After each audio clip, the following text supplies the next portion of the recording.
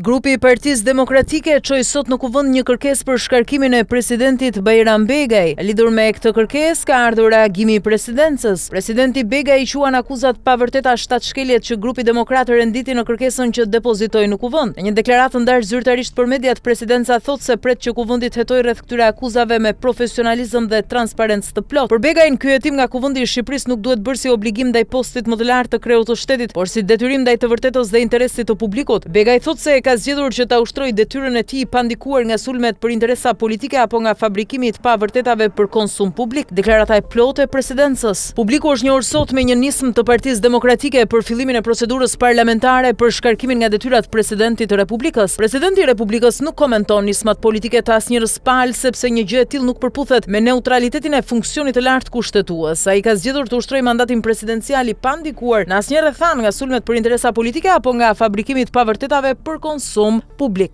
Presidenti i Republikës respekton të gjitha institucionet e tjera kushtetuese edhe kur ato marrin pozicionet kundërta me pozicionet që mban presidenti i Republikës në ushtrim të detyrës së tij kushtetuese. Procedura për shkarkimin e presidentit të Republikës nga detyra është instrument kushtetues i parlamentit. Parlamenti është i lirë dhe sovran ta ushtrojë sa herë që e gjykon të përligjur. Presidenti i Republikës ndihet i obliguar të përgjigjet parlamentit me gjithë seriozitetin dhe ndershmërinë që imponon kjo procedurë. Grupi parlamentar i Partisë Demokratike ka promovuar sot nismën e tij duke publikuar rreth fakteve që nuk janë të vërteta. Presidenti i Republikës pret që parlamenti të hetojë rreth tyre me profesionalizëm dhe transparencë të plotë. Kjo nuk duhet bërë si obligim ndaj postit të lartë të kreut të shtetit, por si detyrim ndaj të vërtetës dhe interesit të publikut.